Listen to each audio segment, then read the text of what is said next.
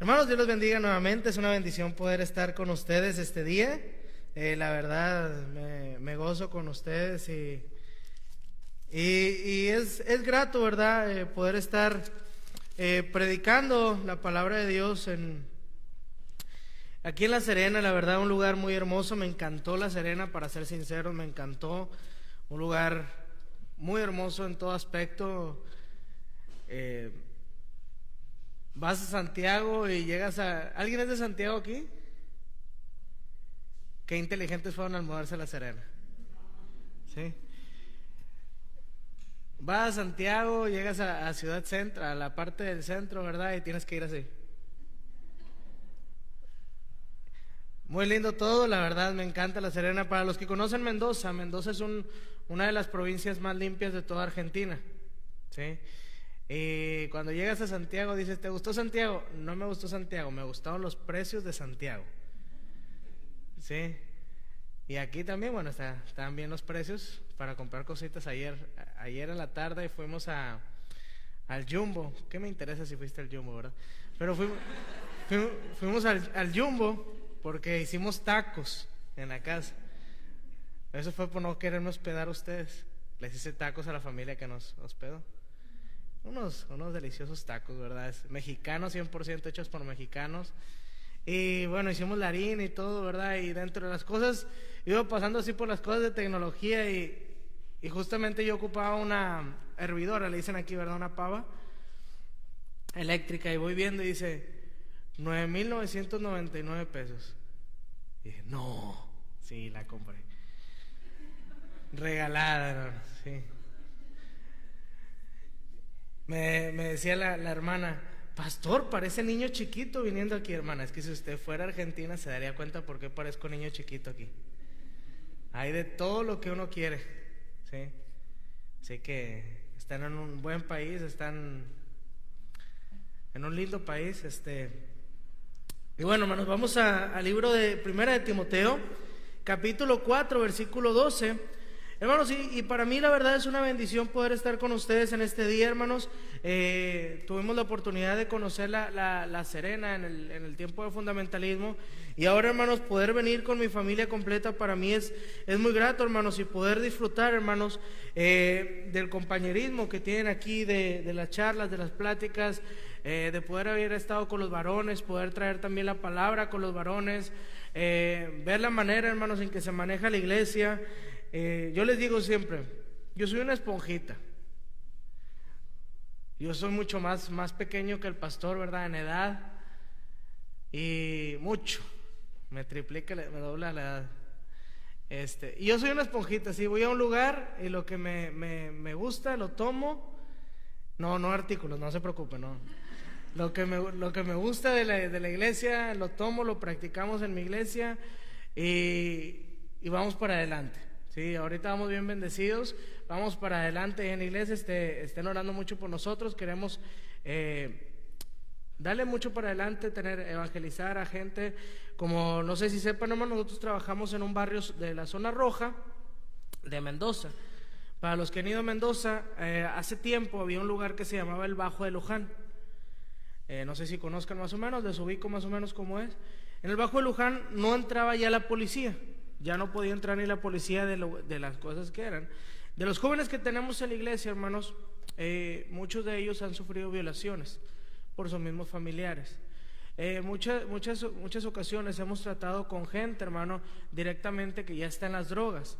Hemos tratado, hermanos, con personas y probablemente, hermanos, yo no sé la verdad por qué Dios me puso en ese lugar. Si para ser honestos es algo que yo nunca había hecho. ¿Sí? Yo no había vivido las drogas, yo no había vivido pleitos familiares, yo no había vivido divorcios, yo no había vivido violaciones, no había vivido, la verdad nunca me había tocado. Pero por algo Dios nos pone en ese lugar, hermanos, para poder estar con esa gente y sacar, hermano, a esa gente de un lugar donde están, ¿sí? Poder platicar con ellos, poder aconsejarles, poder predicarles de la palabra de Dios, que puedan crecer espiritualmente, hermanos, y llegar a tener una mente, hermanos, que ya no esté una mente vaga, hermanos, una mente desocupada. Dice que en una mente desocupada, ¿verdad?, es un laboratorio del diablo. ¿Sí han escuchado ese dicho?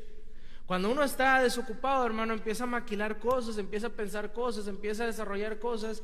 Hermano, uno cuando está fuera del país, por ejemplo, como misionero, y tiene la mente desocupada, lamentablemente, hermano, empiezan a venir las tentaciones del diablo. Y empieza a venir, ¿y qué estás haciendo aquí? Y en tu país puedes estar mejor, y puedes estar haciendo más cosas, y hay iglesias también en tu país que puedes hacerte cargo. Pero no, hermanos, Dios nos tiene aquí con un propósito, ¿sí? Hermano, el título del mensaje se titula Mantente ocupado. ¿Cómo nos vamos a mantener ocupados, hermanos, nosotros mismos? Si, hermanos, nosotros, hay veces que nos gusta, diríamos en México, tirarnos a la hamaca. O tirar, no es mala palabra, ¿verdad? Porque para ustedes todo es mala palabra. Tirarnos a la cama, ¿sí? Y estar planeando, hermanos, y eso es la mayoría del cristiano. La mayoría del cristiano, hermano, aquí está de calientabanca, ¿sí? Ahorita me presentaron al hermano, lo conozco por el apodo, pero no lo conozco por el nombre. ¿Cómo se llama? Bueno, Ricardo Rojo. ¿Ricardo? Ricardo. Bueno, todos saben, ¿verdad? Él era jugador del América, un equipo que no me gusta para nada. Pero él era jugador del América, ¿sí? No sé a qué voy con esto, pero él era jugador del América. Y hermanos, nosotros podemos ver, hermano, y ya tuve el privilegio de conocer a una persona famosa. Y dice, wow, famoso. Y luego me dice, mira, pastor, la pianista también era una persona famosa. ¿En serio? Sí, famosa. Y dices, wow. Mantenernos ocupados, hermano, trata el tema que si nosotros nos enfocamos en las cosas que Cristo nos da, hermano, en nuestras vidas, nosotros vamos a entender, hermano, cuál es el verdadero propósito de Dios en nuestras vidas, ¿sí? Eso iba, le digo que a mí a veces se me van las cabras. Y hermano, cuando nosotros entendemos cuál es el propósito de nuestras vidas, vemos esto, mira, hermano, si nosotros dedicamos el tiempo a Dios, vamos a saber lo que es. Yo, por ejemplo, ahorita estaba yo sentado, estaba meditando, ¿verdad? Y decíamos, nosotros, por ejemplo, el hermano, voy a pedir que participe el hermano. El hermano, ¿qué posición jugaba, hermano? ¿Qué posición era la que jugaba? Defensor. Bueno, el jugador de fútbol, ¿sí? Que por cierto, para fútbol ya me di cuenta que los chilenos son re malos, ¿sí? Desciende La Serena, no califican al mundial. Hermano, qué disparo. Bueno, sí. Entonces, hermano, vámonos ya en materia. Tenía que sacar eso de mi corazoncito. El jugador de fútbol, hermano, ¿cuál es el mayor deseo del jugador de fútbol? Meter goles, ¿sí? ¿Y qué necesita para meter goles? Hacer las cosas bien, ¿qué más? Dar pases, ¿qué más? Llegar al arco, ¿qué más? Hay una palabra clave. Entrenar, ¿qué más? Jugar. Esa es la palabra clave, jugar. Quitémosle al equipo. Anotar goles. Necesitamos jugar. ¿Qué pasa cuando a un jugador no lo convocan ni al partido o lo ponen en la banca? No juega, calienta la banca, ¿sí? Ahora yo te voy a decir algo. ¿Por qué los cristianos queremos calentar la banca y no actuar? ¿Por qué si el deseo de un jugador es anotar goles, jugar en la cancha, ser popular, tener mucho dinero, tener autos, tener una vida glamurosa, tener todo lo que tú quieras, y todo se va a quedar aquí, te vas a morir y todo se va a quedar aquí? Ahora, ¿por qué el cristiano, pudiendo atesorar tesoros celestiales, ¿sí?, su mayor deseo es ser un calientabancas? Seamos honestos, ¿sí? Seamos honestos. Tú vienes a la iglesia, te congregas, escuchas la palabra, te vas y ¿qué aprendiste? Nada. Hermano, la mañana pudimos tener un hermoso tema. ¿Y qué fue lo que aprendiste? Que el pastor habla demasiado rápido. Yo dije, no, va a haber almas rendidas, va a haber almas que quieren ser misioneros, va a haber algo así, ¿sí? Pero no, ¿aprendiste qué? El pastor habla demasiado rápido, ¿sí? ¿Qué aprendiste en las predicaciones del pastor Enoch? Y bueno, que el pastor que estaba al lado buscaba los capítulos rápido. Hermano, cuando nosotros nos enfocamos, y si somos cristianos, si somos hijos de Dios, vamos a entender que estamos aquí con un propósito, ¿sí? Si cada vez que nosotros, hermano, Dios nos llama a poderle servir en algo de su ministerio, y nosotros no queremos servirle en su ministerio, prácticamente le estamos diciendo: Señor, el sacrificio que hiciste en la cruz fue en vano. Me salvaste, sí me salvaste, pero no sirvió de nada porque yo estoy aquí. Sí, te voy a ser fiel, te voy a escuchar, te voy a aprender de tu palabra. Sí, hermano, pero para los que no saben, la palabra iglesia viene de la palabra eclesia, un grupo llamado fuera, no un grupo llamado dentro. Qué fácil sería, hermano, para nosotros como hijos de Dios solamente venir a escuchar su palabra e irnos. No, hermano, no hagamos un club social de esto. Hagamos una empresa, hermano, y una empresa de Dios, en la cual la empresa de Dios, hermano, necesita rendir fruto. Empresa que no rinde frutos empieza que quiebra. ¿Estamos? ¿Sí? Ahora, lamentablemente hay iglesias que han cerrado tanto sus puertas o se han acostumbrado tanto a no hacer las cosas que Dios les manda, que ya se vuelve una rutina, se vuelve un crecimiento. Por ejemplo, quiero que todos levanten su mano. Todos levanten su mano, todos levanten su mano. Quiero que bajen la mano todos aquellos que han podido hablar de la palabra de Dios, aunque sea una persona en un mes. Perdón, que no le han hablado. Dejen la mano arriba. Que no le han hablado a una persona en un mes de Dios. En 15 días. En una semana.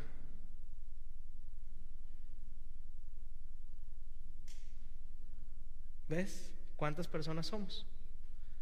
¿Cuántas personas trabajan? ¿Cuántas personas tienen que ejercer lo que Dios dice y no lo hacemos? ¿Sí?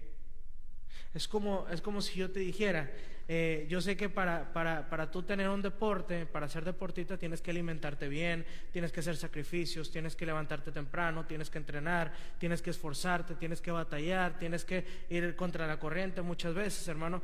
Pero el deportista lo hace porque quiere lograr un premio. Nosotros como cristianos, hermano, no se nos pide la gran cosa, hermano.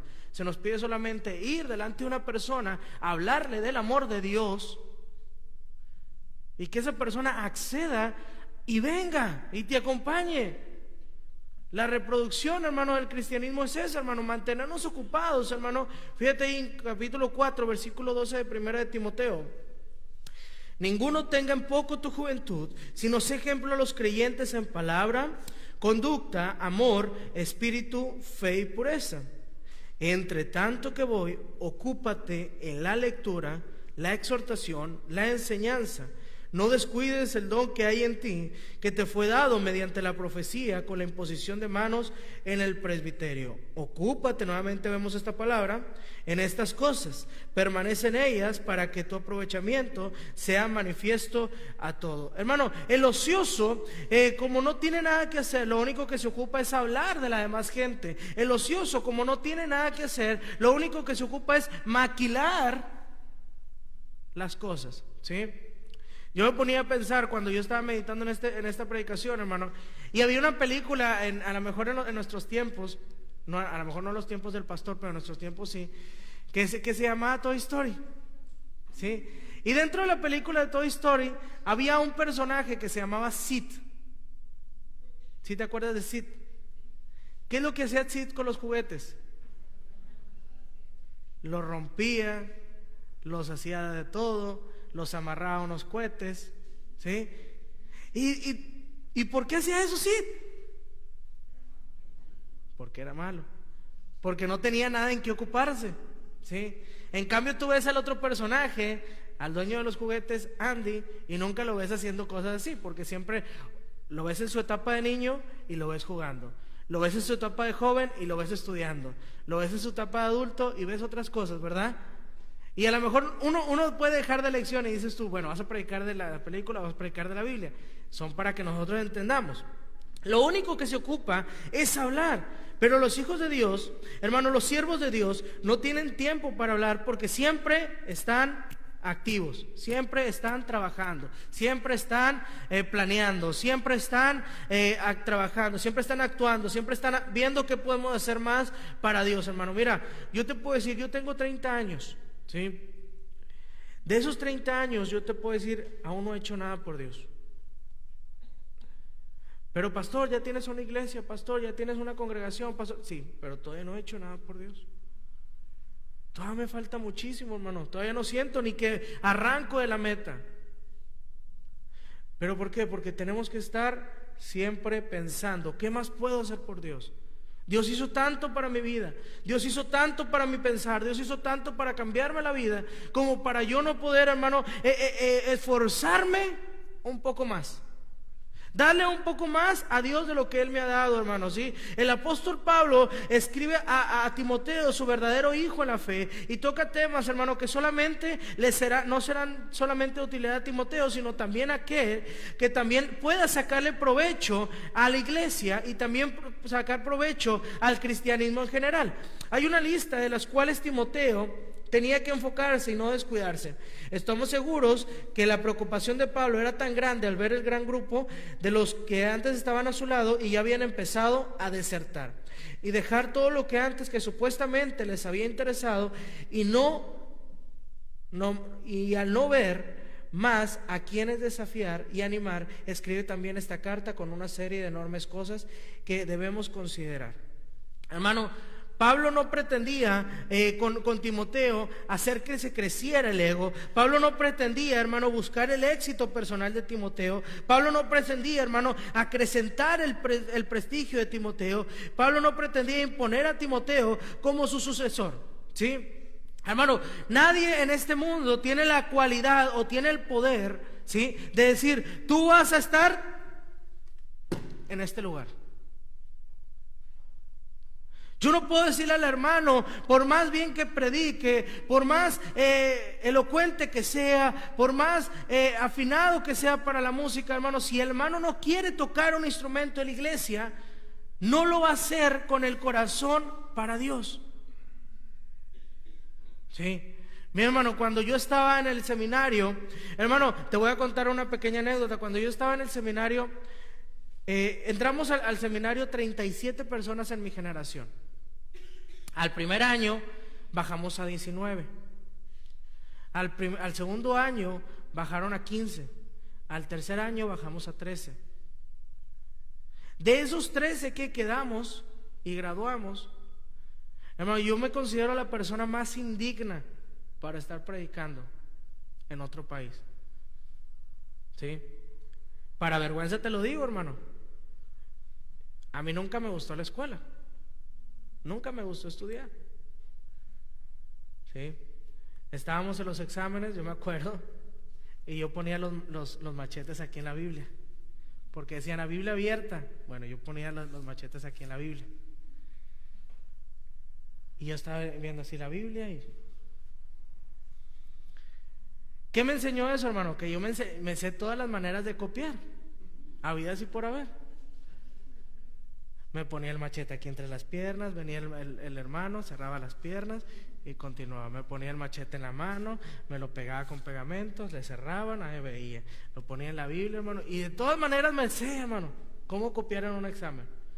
Pero ¿de qué me sirvió eso? Hermano, había otras personas que sinceramente eran muy buenas hablando, tenían una tonalidad de voz excelente, tenían una lírica excelente, eran estudiosos, tenían una buena memoria, podían predicar y todo, hermano. Pero de la generación que te estoy explicando, ¿quién crees que es el único que está sirviendo? El más copión. Exactamente. Hermano, y podemos hacer muchas cosas. Pero algo yo sí tenía, hermano, desde el primer día que yo entré al seminario, yo decía, amo a los argentinos. Amo a los argentinos. Dios me está llamando a Argentina. Y nadie tenía fe en mí. Seamos honestos, nadie tenía fe en mí. Porque aunque yo pensaba que no veían que me estaba copiando, sí veían que me estaba copiando.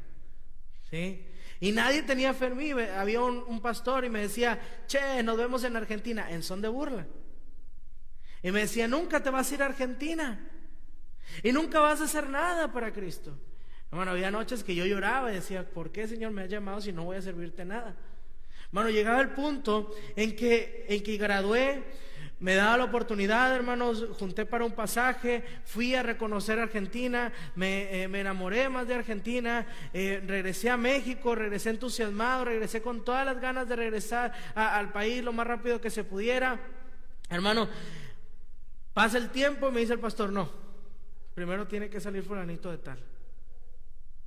¿Y qué culpa tengo yo que no quieran salir? Yo quiero salir al campo misionero, yo quiero salir, quiero predicar el evangelio a los argentinos. No, primero tiene que salir él. Hermano, me empecé a ocupar en otras cosas que no eran las cosas de Dios, y me empecé a apartar de la Biblia. Terminé mi carrera. Yo por vocación soy pastor, pero yo tengo una carrera que soy veterinario. Y terminé la carrera y todo muy bien. Además, entré a la facultad, donde nunca me había gustado estudiar, hermano. Entré a la facultad para que veas cómo Satanás también bendice. O sea, entré a la facultad, primeros lugares, representante de grupo, organizador de eventos. Tuve un buen empleo, me hice de un auto, me hice de una casa, empezamos a trabajar y todo, hermano. Y un día estábamos en una de las prácticas, una de las últimas prácticas. Y me acuerdo que a mí viene conmigo el director de la facultad y me dice, mira, Isaac, tenemos que hacer esto, vas a ir al campo con los venados, vas a llevarte el grupo del tetramestre y van a estar ahí, van a ayudar a parir a las venadas. Bueno, íbamos, y como Dios todo tiene planeado, hermanos. Yo ya había renunciado al ministerio para este entonces, yo ya no quería saber nada del ministerio, pero cabe recalcar que los dones y los llamamientos son irrevocables. ¿Sí? Pero yo había renunciado al ministerio. Íbamos, se descompone el camión, el bus, a 1,5 kilómetros más o menos del rancho donde íbamos. Bueno, pues vamos a caminar. De aquí al rancho íbamos caminando. Yo tenía que llegar primero, iba enfrente, y de regreso yo me quedé al último y todos se iban regresando, ¿verdad? Entonces iba yo al último porque me tuve que despedir del capataz de ahí. Íbamos y me llevaban como unos 100 metros, 200 metros de distancia los demás. Y yo iba caminando solo, me acuerdo. Y yo decía, esto no es el lugar donde Dios me quiere. Dios me quiere que vuelva a los caminos de Él. Y yo meditando en mí. Me acuerdo que estaba por venir Halloween, y estábamos organizando el evento de Halloween en la facultad. Y yo me acuerdo que yo fui y le dije, médico, yo no voy a participar. ¿Por qué? Porque soy cristiano. Se ríe. No fui testimonio. Bien. No voy a participar. Te voy a reprobar. Repruébeme. Ya no voy a venir. Agarro los libros, los tomos, le digo a un compañero, te lo regalo. Me di la media vuelta y me fui. Llegué y le dije, lo primero que hice fue hablar con el pastor. Le dije, ¿sabe qué, pastor? Yo quiero servir a Cristo. ¿Me apoyo o no? Yo voy a servir a Cristo. Bien, esa es la actitud que quería ver. Y empezamos a darle para adelante. Y empecé a servir. Y empecé a predicar el evangelio. Dios acomodó las cosas. Nos venimos a Argentina.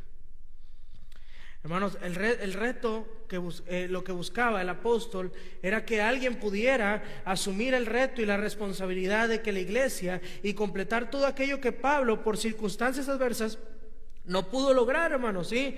Hay veces, hermanos, que nosotros como cristianos vamos a tener un deseo tan grande, hermano, de servir en las cosas de Dios, hermano, pero va a haber algo que nos va a limitar.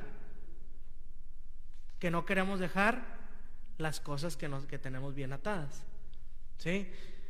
A lo mejor tenemos ahí un pecado. Esto no puedo dejar esto porque esto me sirve. Sí, pero te sirve más servir a Dios. A lo mejor tenemos un empleo y, hermano, el ser misionero, el servir a Cristo, hermano, son pasos de fe que uno da. Sí, son pasos de fe. Y hay veces, hermano, que uno no lo entiende. ¿Cómo es que Dios te bendice, hermano? Pero Dios me ha bendecido más en gran manera que lo que me iba a bendecir detrás de un consultorio. Hermano, yo no sé qué es lo que Dios quiere en un futuro de mí, pero yo sé lo que quiero, que es seguir sirviendo a Dios hasta que Él me lleve a esta tierra. Entonces, hermano, Pablo lo único que quería era poder darle a entender a Timoteo, hermano, lo que él tenía que realizar, que se enfocara en las cosas, hermano, que él le había encomendado para que fuera ejemplo, hermano. Ahí en Primera de Tesalonicenses, capítulo 5, dos libros más atrás, hermano. Primera de Tesalonicenses, capítulo 5, versículo 14, dice: también os rogamos, hermanos, que os amonestéis que alentéis a los de poco ánimo, que sostengáis a los débiles, que seáis pacientes para con todos. Pastor, ¿por qué mi hijo es un ocioso? ¿Por qué mi hijo no quiere servir a Cristo? ¿Por qué mi hijo está apartado de las cosas de Dios? ¿Por qué mi hijo no quiere saber nada de las cosas de Dios? ¿Y te has fijado si tú como papá estás bien metido en las cosas de Dios? ¿O eres el simple religioso que viene a la iglesia y se porta toda la semana? Pastor, ¿por qué mi hijo no quiere avanzar en las cosas de Dios si yo le digo que lea su Biblia? Papá, ¿tú eres la Biblia? Dice aquí: sé ejemplo a los creyentes. Necesitamos, hermano, ahí en el versículo 12, ninguno tenga poco tu juventud, dice, sino sé ejemplo a los creyentes. ¿En qué? En palabra, en Timoteo estamos, conducta, amor, espíritu, fe y pureza. Sé ejemplo, hermano, a los creyentes. Sé ejemplo a las personas. No importa, hermano, si tú tienes un cargo en la iglesia. No importa, hermano, si no tienes ningún cargo en la iglesia. Sé ejemplo. Hermano, detrás de ti hay gente que a lo mejor te está viendo a ti y ve la manera de servir. Hermanos músicos, sé ejemplo. Quizá hay alguien que quiera ser músico y no lo es porque ve tu ejemplo. Quizá hay alguien que quiera predicar y no lo hace porque dice, no, todos son iguales. Quizá hay alguien que quiera servir en algo y no lo hace porque dice, no quiero ser como los hipócritas. Oh, qué doloroso es cuando te dicen eso. ¿Por qué? Porque no está siendo el ejemplo que necesita ser. Hermano, Jesucristo a nosotros nos fue ejemplo en muchas cosas, en muchas áreas. Nos fue ejemplo en los bautismos, nos fue ejemplo en cómo vivir un ministerio, nos fue ejemplo en cómo amar a la gente, nos fue ejemplo en cómo disciplinar a la gente, nos fue ejemplo en cómo entregarse a una obra completa de vida. Mira, hermano, hay ocasiones en que nosotros tenemos que ser ejemplo, hermano, a los más jóvenes que tú. Hermano adulto, sé ejemplo a los más jóvenes que tú. No solamente seas ejemplo a tus hijos, sino también sé ejemplo a otras personas. Qué triste, hermano, es ver cuando tú estás predicando. Imagínate en esto. A mí me daría miedo esto. Predicando con todo el entusiasmo, mis hijas sentadas, más grandes. Hermanos, lean su Biblia, así como yo la leo toda la semana. Y mis hijas, si en verdad lo conocieran. Sé ejemplo a los más viejos que tú. Qué lamentable es que hay hermanitos aquí que tienen años en la iglesia y hay hermanos que llevan poco tiempo en la iglesia y le estén echando más ganas que tú. Sé ejemplo a los de tu misma edad. El ejemplo se da cuando hacemos las cosas, no cuando se dicen las cosas, hermano. El ejemplo es mejor motivar a otros y es más fuerte que un mero discurso, hermano. De nada te sirve tener una lírica maravillosa cuando tu vida no es representada por eso. Mira, hermano, cuando todavía estaba soltero, yo conocí a la que ahora es mi esposa.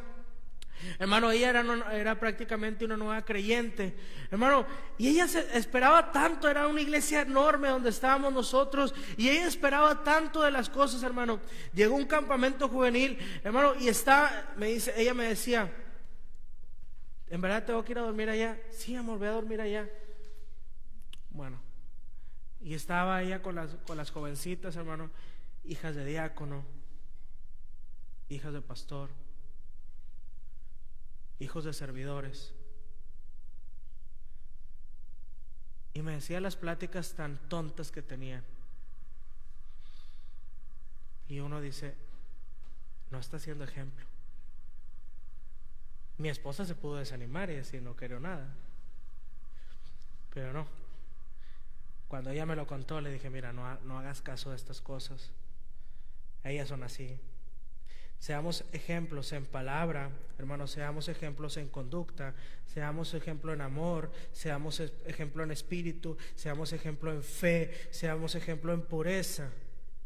Hermano, si nosotros no somos ejemplo, hermano, la gente que viene detrás de nosotros, hermano, va a tener un cristianismo tan opaco, hermano, que las cosas ya no se van a dar, hermano, como antes eran, hermano. Mira, yo antes, hermano, veo la iglesia antigua, hermano, en el libro de los Hechos, hermano, que aceptaban a Cristo 3,000 personas, y cada uno daba sus bienes a la iglesia y vendía sus cosas a la iglesia, y todo lo donaban a la iglesia, hermano. Y cuando ahora se habla del diezmo, se habla de la ofrenda, hermano, híjole, pastor, no tengo nada. No es que no tengas nada, es que no quiere dar nada, porque cuando uno quiere, uno puede. ¿Sí? Cuando uno verdaderamente quiere ser ejemplo, hermano, en las cosas, hermano, uno lo es. Cuando uno verdaderamente quiere ser espiritual, se atreve a dejar todo lo que le estorba y continuar hacia enfrente. Cuando uno verdaderamente quiere servir a Cristo, hermano, no le va a importar el desánimo, no le va a importar las amistades, no le va a importar las circunstancias, hermano. Lo que le va a importar es servir a su Salvador. Y qué bendición, hermano, cuando nosotros tomamos eso. Somos ejemplo en conducta, hermano. Somos ejemplo en amor, hermano. Cuando nosotros verdaderamente amamos a esa persona que no se deja amar. Típico argentino: déjate amar. Cuando somos ejemplos en espíritu, hermanos, cuando tenemos un buen espíritu, cuando salimos a un viaje, cuando venimos a un campamento, hermano, mira, yo llevo una semana fuera de mi casa. No he dormido bien. No he estado cómodo porque uno no puede dormir donde sea, pero si no estás en tu casa no hay como tu cama, ¿cierto? No estoy en mi casa. Mi niña está enferma, por eso no vino el día de hoy. Mi esposa está enferma, por eso tampoco vino el día de hoy. Pero no por eso voy a estar. Si la intención de un predicador es animarte a servir a Cristo, tenemos que dejar todas las circunstancias y la obra tiene que continuar. ¿Sí? Si somos ejemplos en fe, hermano, oh, qué difícil ser ejemplo en fe. Hermano, déjame te digo, todos aquellos que creemos en Dios tenemos fe, pero qué difícil es mostrar esa fe al mundo. Qué difícil es cuando se nos dice a nosotros: ¿eres cristiano? No, mi mamá me lleva a la iglesia. ¿Eres cristiano? No, mi esposa me lleva a la iglesia. ¿Eres cristiano? No, mi esposo me lleva a la iglesia.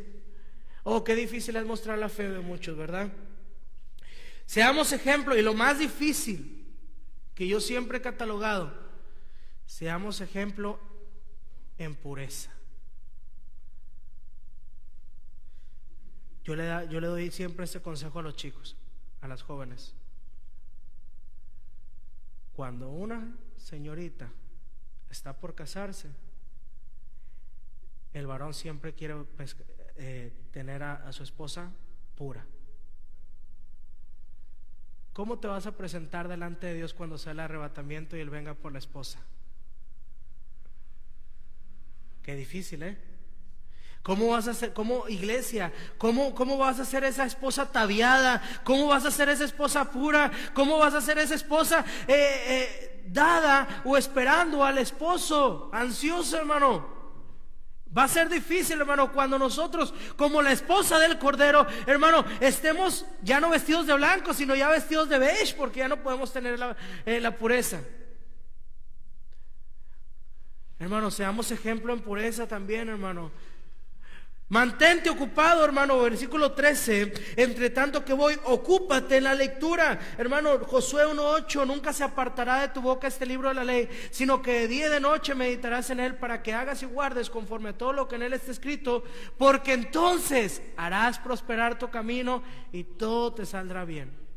Salmo 119:105. Lámpara es a mis pies tu palabra y lumbrera a mi camino. Ocúpate, hermano, en la lectura. Ocúpate en la exhortación. Ay, aquí no hay batalla para exhortar. Ocúpate en la enseñanza. Mantente ocupado en la lectura bíblica, hermano. Por lo menos nosotros al año tenemos que leer por lo menos 2 veces la Biblia completa. Oh, pastor, qué difícil me lo pones. Para ver un partido de fútbol, 2 horas. Para leer la Biblia, 2 horas a la semana. Para ver una película, 1 hora y media. Para leer la Biblia, 2 horas a la semana. ¿Cuándo vas a ocupar, hermano? ¿O cuándo vas a lograr acabar la lectura bíblica si no te estás ocupando en ello? Te estás llenando tanto de cosas que no te tienes que ocupar, y te estás contaminando tú mismo, y tú mismo te estás alejando. Ocúpate en la exhortación, hermano. La exhortación, no, hermano, no significa que vas a estar regañando, vas a estar retando a todas las personas que se portan mal. Y pastor, yo tengo el don de exhortación. ¿Por qué? Y porque a mí me nace regañar a los jóvenes. Hermano, pero tu vida no representa que puedas exhortar.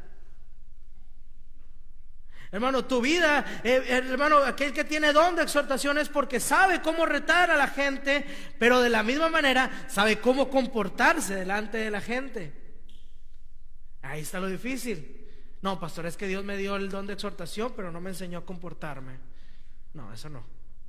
Ocúpate en la enseñanza, hermano. Las 3 áreas en las cuales, si se aplican correctamente, tendrán un provecho fabuloso en nuestras propias vidas y una vida integral en la iglesia local. Hermano, no permitas que nadie te saque del curso que el Señor ha marcado en ti, hermano. No permitas, hermano, si Dios te ha llamado, no permitas que alguien te desanime de ese llamado.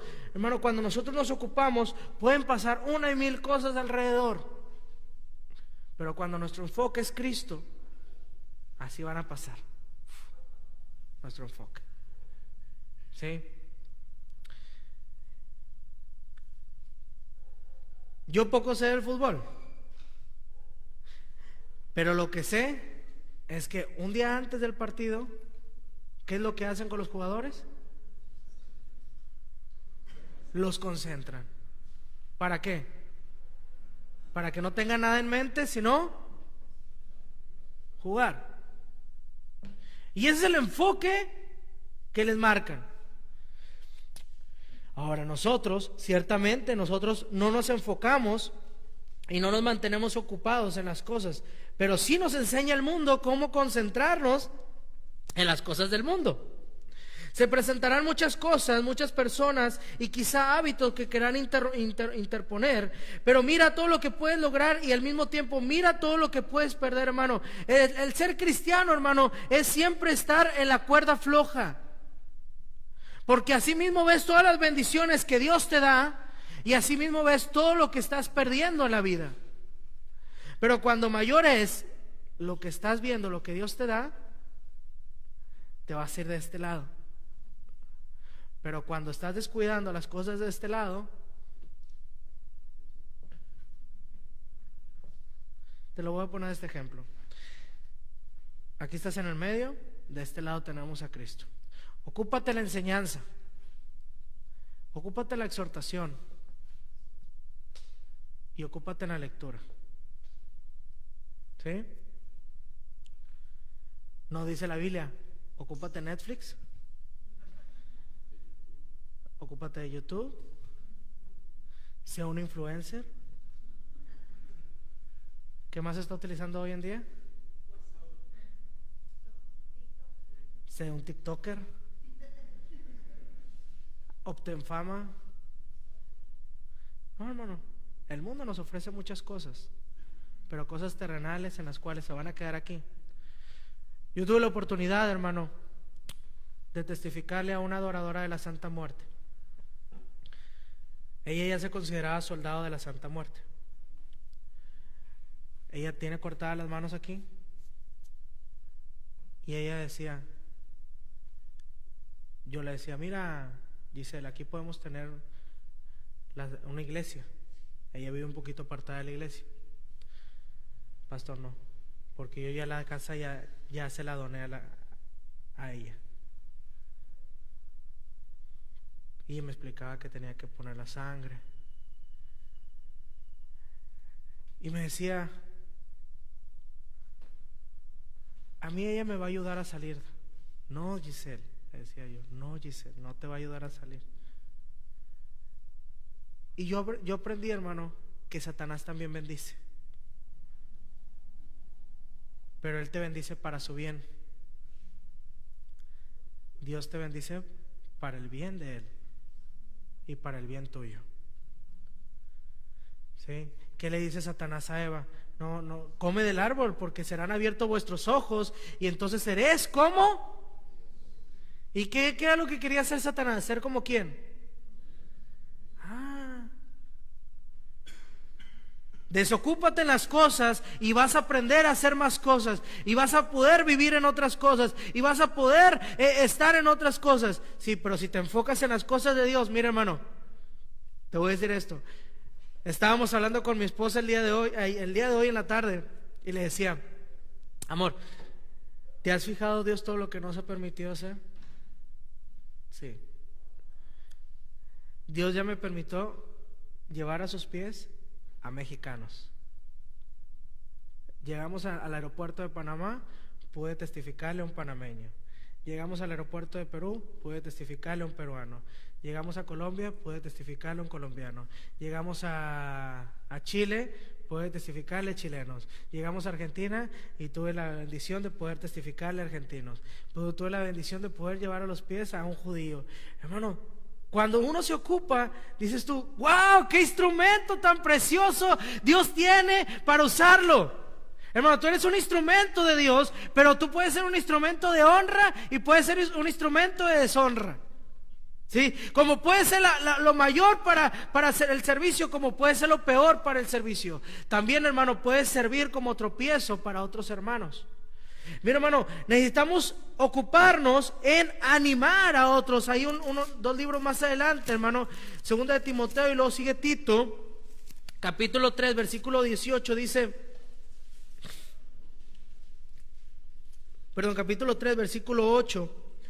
Palabra fiel es esta, y en estas cosas quiero que insistas con firmeza. Para los que creen en Dios, procuren ocuparse en buenas obras. Estas cosas son buenas y útiles para los hombres, pero evita las cuestiones necias y genealógicas y contenciones y discusiones acerca de la ley, porque son vanas y sin provecho.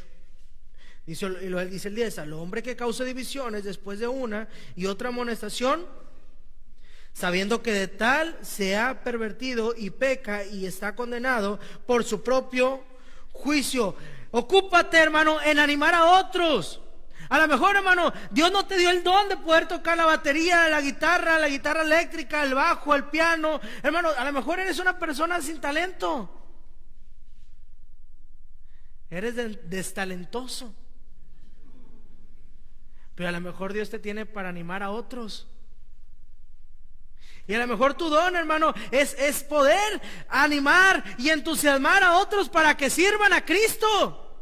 Y a lo mejor, hermano, Dios te puede utilizar para que por tu vida fuera gente a ver salva, y por tu vida, hermano, pueda haber gente que se consagre, y por tu vida, hermano, pueda haber gente que esté rendida en el altar y diga, ¿sabes qué? Yo quiero servir a Cristo. Yo quiero hacer algo por Cristo. A lo mejor, hermano, tu vida, hermano, no sirve para más que moverle una computadora. A lo mejor tu vida no sirve más que para tocar una batería, un instrumento. A lo mejor tu vida, hermano, es una vida de servicio, en la cual una persona se puede animar a servir a Cristo de una u otra manera.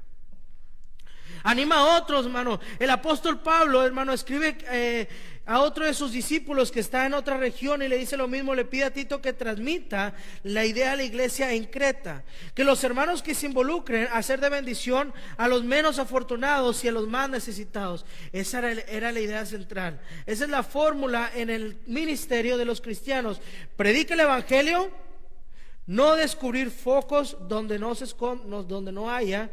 Que se encuentren personas con necesidades básicas. Gálatas, hermano, libro de los Gálatas, capítulo 2, versículo 10, dice: solamente nos pidieron que nos acordásemos de los pobres, lo cual también procuré hacer con diligencia, hermano. Ocúpate en animar a otros, hermano. A lo mejor vas a estar, tienes la posibilidad de predicarle el evangelio a una persona que está destruida, con un desánimo derrumbado, hermano. Pero llegas el momento en que puedes predicarle, hermano, y esa persona toma la decisión de servir a Cristo. A lo mejor hay alguien, hermano, aquí que Dios ya lo ha estado llamando, y por la predicación de este siervo inútil toma una decisión.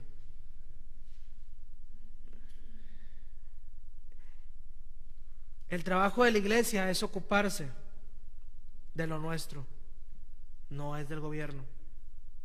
El trabajo es nuestro, no de la Cruz Roja. El trabajo es nuestro, no es del Teletón.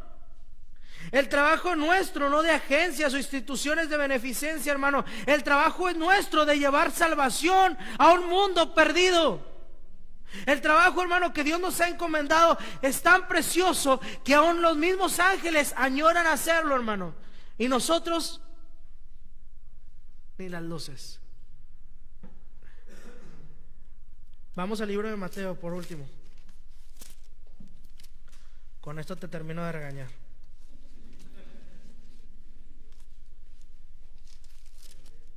Libro de Mateo,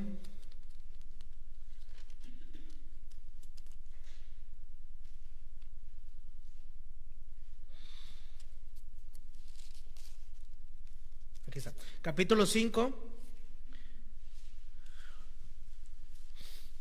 versículo 13. Libro de Mateo, capítulo 5, versículo 13. Fíjate cómo nos cataloga Dios.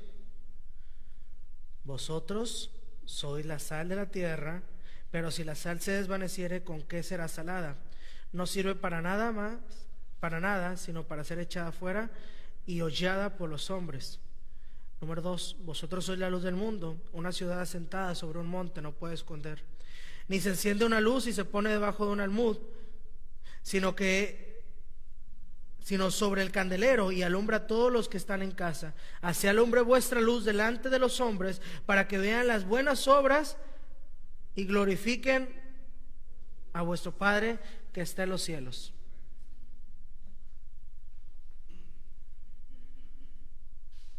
¿Se ve la luz? ¿Se ve la luz? Pero hay una luz. Hay una luz. Vosotros sois la sal de la tierra. ¿Sabías que la sal en estos tiempos era uno de los condimentos más valiosos, que hasta se utilizaba como moneda de cambio? Vosotros sois la sal de la tierra. Yo quiero que te prepares una comida sin sal, a ver si sabe lo mismo o si le echas sal. Podrá faltarte en tu despensa pimienta, podrá faltarte pimentón, romero, comino, laurel, perejil, orégano, pero que no te falte la sal, porque ahí estamos mal. Pero ¿qué pasa cuando el cristiano se desvanece? ¿Qué pasa cuando el cristiano no hace lo que le encomendó?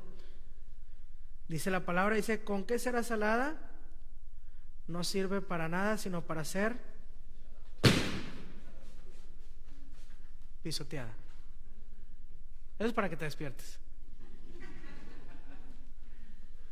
No sirves para nada, sino para ser echada afuera y pisoteada por los hombres. ¿Por qué está tan pisoteado el cristianismo de hoy en día?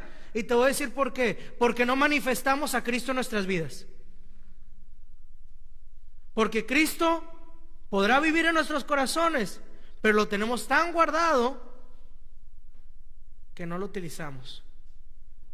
Y luego nos dice: vosotros sois la luz del mundo. Una ciudad asentada sobre un monte no se puede esconder, sino que ni se enciende una luz y se pone debajo de un almud, sino sobre un candelero que alumbra a todos los que están ¿en dónde? En la casa, hermano. Dios nos tiene como lumbrera en este mundo de oscuridad. Dice en Génesis: en el principio creó Dios los cielos y la tierra estaba desordenada y vacía, y la faz de la vida, y luego dice ahí en Génesis capítulo 1 versículo 13, me fue el versículo. Dice: y la faz del abismo y el Espíritu de Dios se movía sobre la faz de las aguas. Y viene aquí lo hermoso. Y dijo Dios: sea la luz, y fue la luz. Hermanos, Dios no tiene como lumbreras en esta tierra de oscuridad. Si nosotros no aprendemos a valorar, si nosotros no llevamos el mensaje de salvación, hermano, no servimos para nada. Podrás ser muy buen cristiano, podrás tener el mejor traje, podrás tener los mejores zapatos, podrás tener la mejor corbata, podrás tener el mejor auto, podrás tener todo lo que tú quieras, pero como cristiano estás podrido. ¿A qué te quiero animar hoy, hermano? Puestos de pie, vamos a orar. ¿A qué te quiero animar? Que el día de hoy tomes una decisión, mi hermano.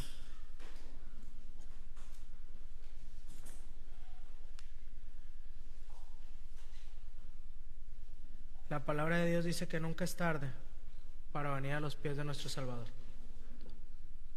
No importa si nuestra cabecita ya está blanca, si nuestra cabecita está negra, si tenemos un bastón, si somos jóvenes, si somos niños, no importa.